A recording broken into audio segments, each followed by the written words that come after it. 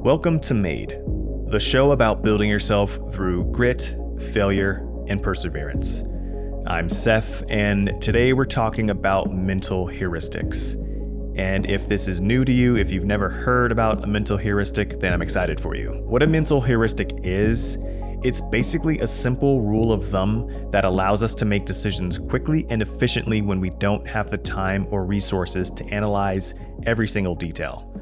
So basically, just think of these as like a subset of operating procedures or mental algorithms, if you will, that guide your actions and your decisions. So I came across these mental heuristics, this specific list, about 10 to 12 years ago. They were written by a gentleman by the name Anders Sandberg, who is a Swedish researcher, futurist, and transhumanist over at the University of Oxford. These mental heuristics, they stood out to me because I felt like they were a mirror of my own thinking for how I like to live my life. And I feel like they've been what helped me feel as if I have a little bit more control and just overall autonomy over my life. And so over the years, these have become the frameworks through which I approach challenges, make decisions, and ultimately just create forward momentum when I'm facing obstacles that might otherwise stop me in my tracks. So I know I've kind of said a lot without actually saying what a mental heuristic is, so let's just get into it, and hopefully you'll see exactly what I mean. So the first one Anders writes is, if you want something done, do it yourself. Now, I know we've all heard this phrase, maybe from a frustrated parent or a boss, but beneath this seemingly simple directive lies something that psychologists call self-efficacy, which is basically your belief in your capacity to execute certain behaviors that are necessary to achieve specific outcomes. This isn't about micromanaging or distrusting others, but it's about personal agency. Research has shown that people with high self-efficacy, they're more resilient, they're more likely to persist through challenges, and they're better at problem solving more proactively. They essentially take ownership rather than waiting for solutions to appear. Look at any entrepreneur who's built something from nothing. They didn't wait for permission or the perfect conditions. They identified a need and they filled it themselves. They embodied this mental heuristic not from a place of ego, but from an understanding that action creates momentum.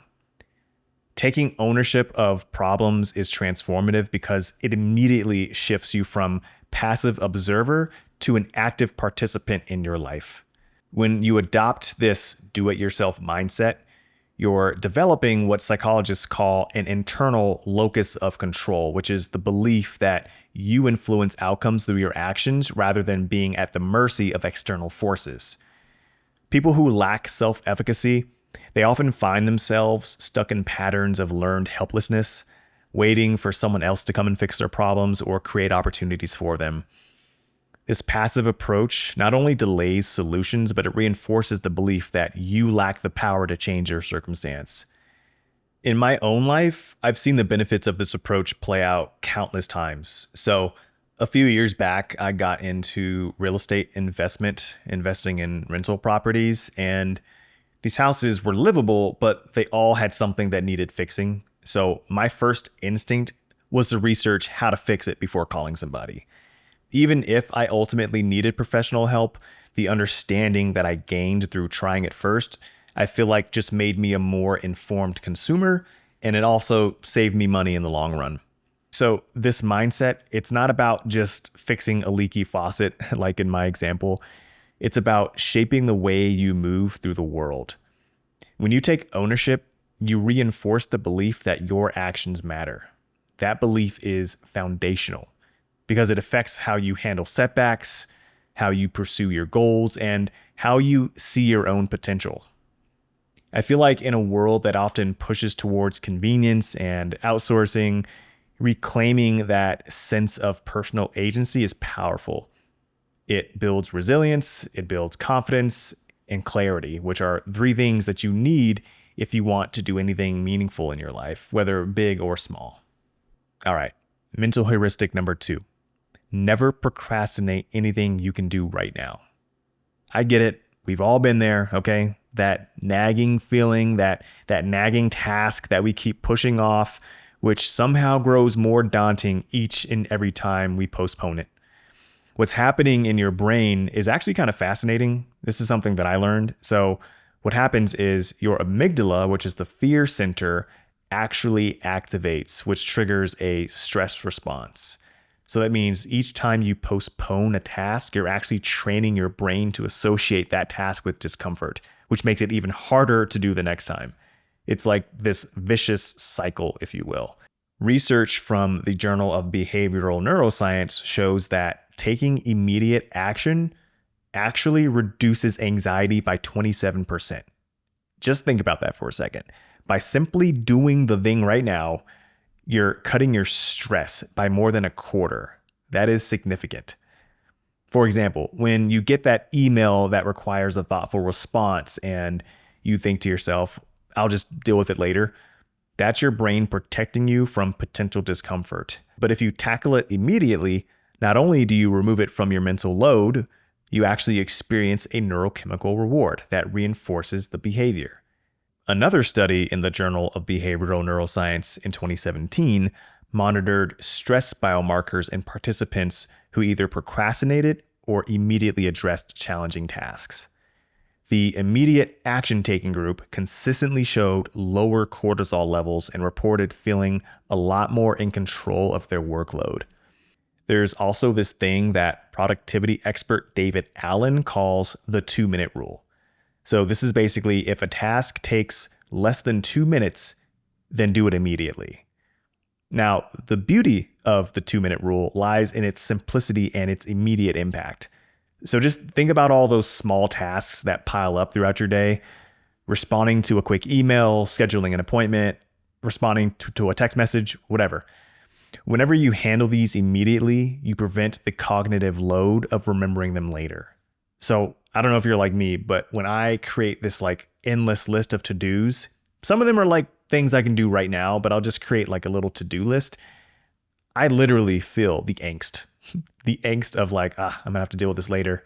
And then I don't deal with it. And then the next day comes and I'm like, shoot, not only do I have that list from yesterday, but I have a new list. And then it just keeps building and building. So this 2-minute rule helps eliminate the backlog of minor tasks that create this feeling of being perpetually behind. So just remember, procrastination, it's not just about poor time management, it's about emotion management. Those negative feelings that you associate with a task, they don't just disappear when you postpone it, right? They compound, which makes it worse. So taking immediate action breaks the cycle. All right, mental heuristic number 3. When you have several things you could be doing and you don't know which one of them to do, just do any of them. Decision paralysis is a huge productivity killer. When faced with multiple or unclear priorities, many of us just freeze up and we start searching for the right starting point or the perfect starting point. Raise your hand if you are like me, and sometimes when you have so much to do or so many decisions to make, lying on the couch is the much better alternative. Let me put it this way. Humans make approximately 35,000 decisions every single day, and every decision depletes your brain's glucose resources. Did you know that? By overthinking which task to tackle first, you're actually burning all of this precious mental fuel before you even got anything accomplished. So, what's the solution?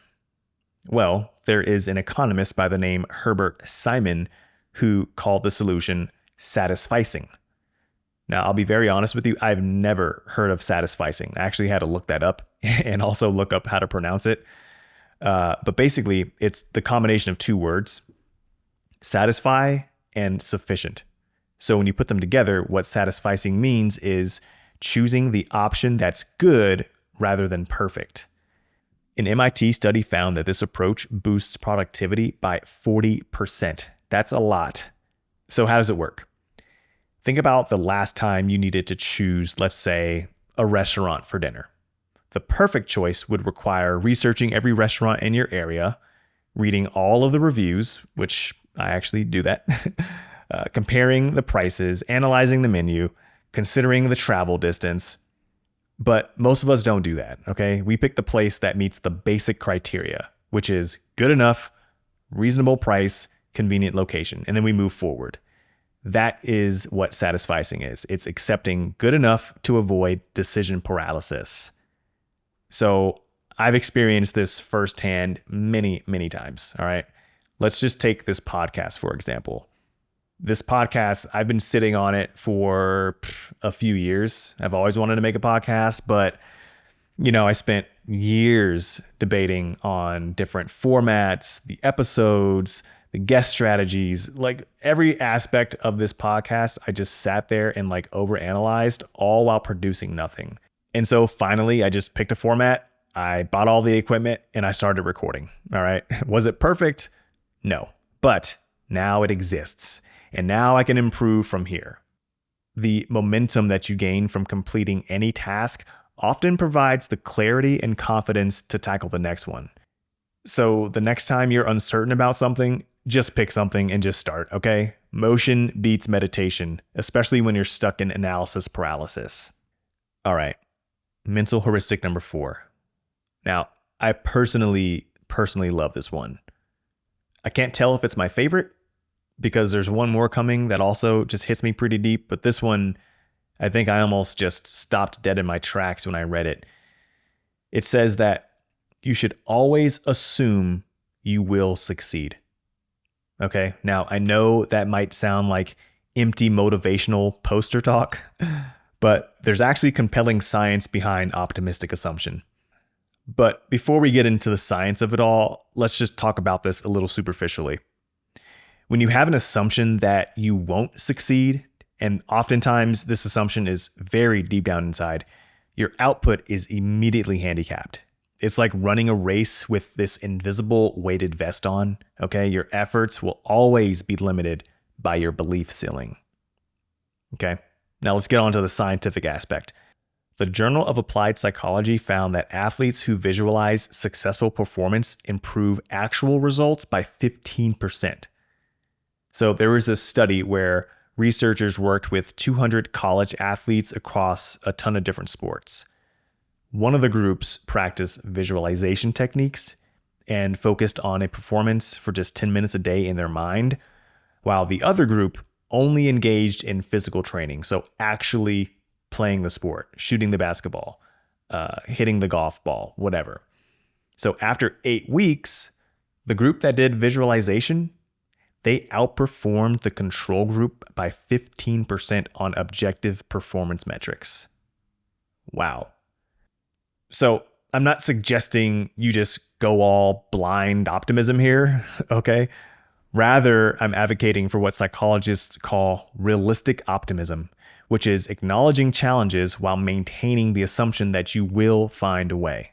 So there's this really good exercise you can do to get in the habit of assuming that you will succeed, all right? So the next time you're starting any project or goal or whatever, you should write down 3 things.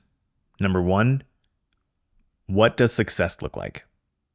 Number 2, what are the major obstacles that you can expect to face?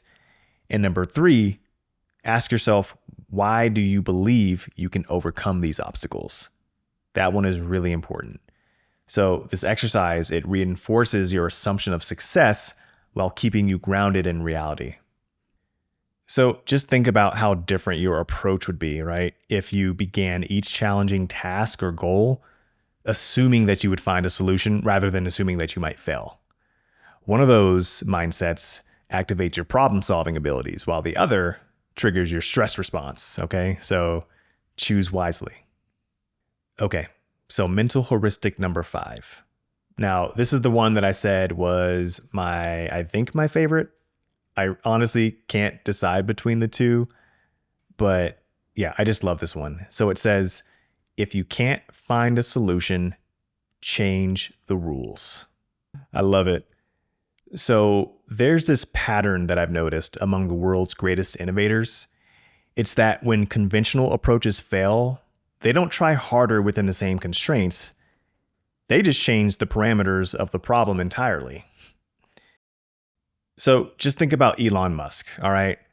When Elon Musk looked at the space industry, he didn't try to build slightly better rockets using NASA's approach. He fundamentally questioned whether aerospace manufacturing had to be as expensive as everyone assumed. So by bringing manufacturing in-house and designing for reusability, SpaceX slashed costs by over 90%, and they entirely revolutionized the aerospace engineering industry. Okay, let's look at Netflix. Netflix did the same thing. They didn't try to build better DVDs or better DVD rental stores. They questioned whether physical stores were necessary at all. Amazon followed a similar pattern when they questioned whether a bookstore needed physical locations. Airbnb, they challenged the assumption that travelers needed hotels. In every one of these cases, these companies didn't just improve existing models, they changed the fundamental rules of their industries.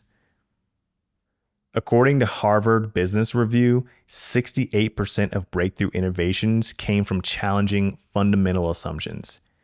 Now, this power of changing the rules, all right, it's not just for businesses or business innovation. It also applies to overcoming personal challenges as well. So when conventional approaches, for example, to losing weight or building skills or achieving goals aren't working, the solution, it's not to try harder within the same framework. The solution is to question whether your assumptions about how it should be done are limiting your progress. So let's just consider hitting a fitness plateau, okay? Whenever we hit a fitness plateau, most of us, we just end up pushing harder, right? We put more hours in the gym, we adhere to a stricter diet, but what this mindset is doing is it's asking you to question the fundamental assumption that progress must be linear.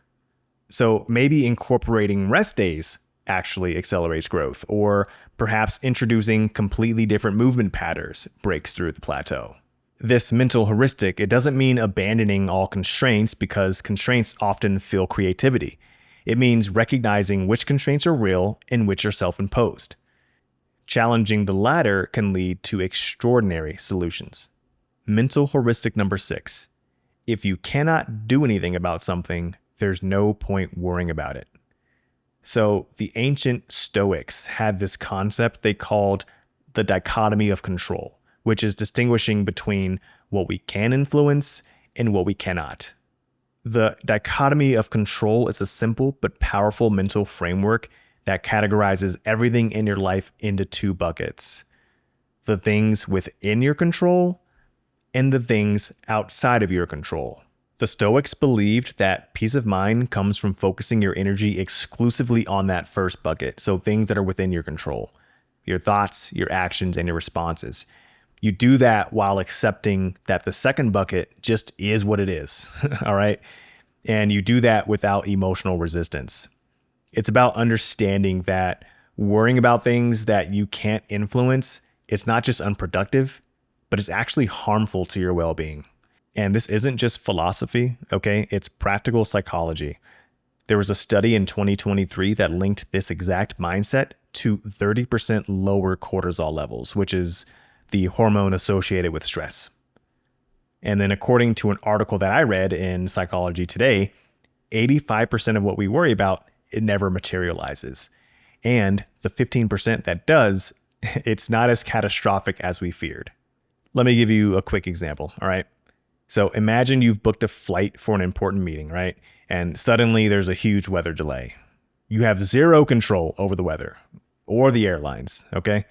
In this moment, you have 2 choices. You can either spend hours stressing about missing your meeting and the potential consequences, or you can accept that you can't change it and focus on what you can. So what can you do, right? You can reschedule your meeting, you can find alternative travel arrangements, or you can use the unexpected free time productively. The thing is, the outcome is going to be the same either way, but your experience is what differs. In my own experience, I used to be pretty low on this spectrum. I'm not going to lie. I would be furious furious sitting in traffic, all right, for all sorts of reasons. Now, I don't get angry, okay? I get a little upset, but I don't get as angry. And so instead of, being in this fit of rage while I'm going 0 miles per hour, I just accept what is. And then I start using that time to, I don't know, call up an old friend or put on a good audiobook or podcast. So this approach, it's not about ignoring the external factors.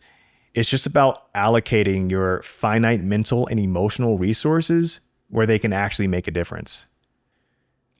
So I find that the beauty of this mental heuristic is in its immediate return on investment. I feel like the moment you stop expending energy on the things you can't control, you instantly have more resources available for what you can control. I would say it is one of the most efficient mental shifts that you can make. So the next time you're sitting in traffic, try it out. Let me know how it goes. All right. Mental heuristic number 7. Don't rely on conscious decisions for speed. Just do it. So Nike's famous slogan, it isn't just brilliant marketing. It's actually pretty sound neuroscience. So when you take quick action, you engage your brain's basal ganglia, which is the region responsible for habit formation, which reduces the complexity of decision making. So the Journal of Cognitive Neuroscience found that fast decisions in emergencies are 50% more effective than delayed ones. So yes, while not every situation is an emergency, this finding highlights an important truth that rapid action often outperforms prolonged deliberation. Now, I am not suggesting recklessness. Rather, I'm advocating for what military strategists call the 70% solution, which says that when you have 70% of the information needed and you feel 70% confident, act. Because waiting for 100% certainty often means missing opportunities. Most people overestimate the cost of getting something wrong and underestimate the cost of doing nothing. Just think about that for a second. How many things have you waited on? Convinced that you need more time, more data, more signs, only to realize that you were just afraid. Taking action breaks that loop. Okay, it gives you feedback. It gives you momentum, and momentum is what separates people who try from people who build. So if you're listening to this and you're sitting on this idea, waiting for the stars to align, then this is your nudge. You don't need perfect conditions. You need forward motion. Just start where you are, start with what you have, and trust that the path will reveal itself once you begin walking, because clarity comes from the doing, not from the thinking. All right, mental heuristic number 8. Don't try to explain away actions for yourself. We have a natural tendency to justify our decisions, especially when they're unconventional or they might face criticism. But this habit of over-explaining can undermine both our confidence and our effectiveness. Psychologists call this post hoc rationalization. Essentially, you start making up reasons for your actions. There was a Yale study that found that people who act without excessive self-justification report 20% higher satisfaction with their decisions. Now, this doesn't mean being non-communicative or mysterious. It means distinguishing between necessary explanation and defensive justification. The former clarifies, and the latter often obscures your true reasons and creates doubt. I've noticed this in the past with myself, especially where I wasn't as confident in myself. And when someone questions me on this decision that I'm making or this thing that I'm doing, I start feeling like I have to justify my position or my reasoning. And what happens is you start inadvertently signaling uncertainty, which invites debate and just second guessing yourself. So as a practical approach, I try to explain decisions with a single true reason rather than listing every factor. This forces clarity in my own thinking, and then it just communicates confidence and conviction to everyone else. And so we've made it to our last mental heuristic, which says, listen to your intuition, but don't believe it unconditionally. So our brains operate on two systems, intuition and logic, and both have their place in effective decision making. So expert firefighters, they often report kind of just knowing where a fire started, or also just kind of knowing when a building is about to collapse. Now, this isn't mystical. It's pattern recognition operating below conscious awareness. However, even the best firefighters, they don't rely solely on gut feelings because that's just not practical. They verify them with established protocols. Think about your own experience. I'm sure you've had moments where you kind of just knew something wasn't right, or you knew something was wrong. Perhaps it was a job opportunity, maybe in a relationship, maybe just a shortcut while driving, right? Those intuitive hits often prove correct because they're drawing on your accumulated experience and pattern recognition, even when you can't articulate why you know. Think about the last time you met someone new and immediately felt either comfortable with them or uncomfortable with them. That was your intuition processing countless subtle cues about their body language, their tone, and behavior patterns that your conscious mind hadn't really had time to analyze yet. Research shows that these snap judgments are often remarkably accurate, but not always. This is why verifying intuition with a consciousness is so important. The key is recognizing that intuition and analysis, they're not opponents, they're partners. Your intuition can rapidly process vast amounts of information that your conscious mind just simply can't handle.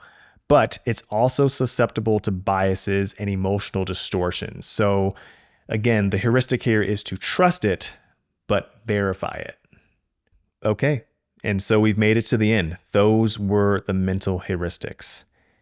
These 9 mental heuristics, they're not abstract theories. They're practical tools that can transform how you approach challenges and how you pursue goals. And I want to leave you with a way for how you can begin to implement them. So choose any one of those mental heuristics that resonates with you. Perhaps it addresses a specific struggle that you're facing right now, and then focus on applying that shortcut consistently for a week. Notice how it affects your decision-making, your productivity, and also your stress levels. And then gradually incorporate the others. Eventually, these mental shortcuts will become second nature, and they'll just become a part of your natural operating system for getting things done. What makes these heuristics so powerful to me is just their simplicity. You don't need special resources or special talents to apply them. You just need awareness and practice. They work whether you're improving your health, managing your finances, strengthening your relationships, pursuing education, any area that you want to make progress in. You can make progress by applying these mental heuristics. These mental shortcuts, if you will. They aren't just nice ideas, they're practical tools that separate those who consistently make progress from those who remain stuck. The people who achieve their goals, overcome setbacks, and build meaningful lives, they aren't necessarily more talented or luckier than others, they've just simply developed more effective ways of approaching challenges.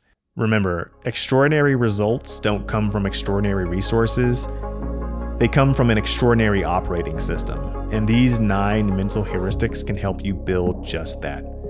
This is Seth, and you've been listening to Made. Until next time, keep building.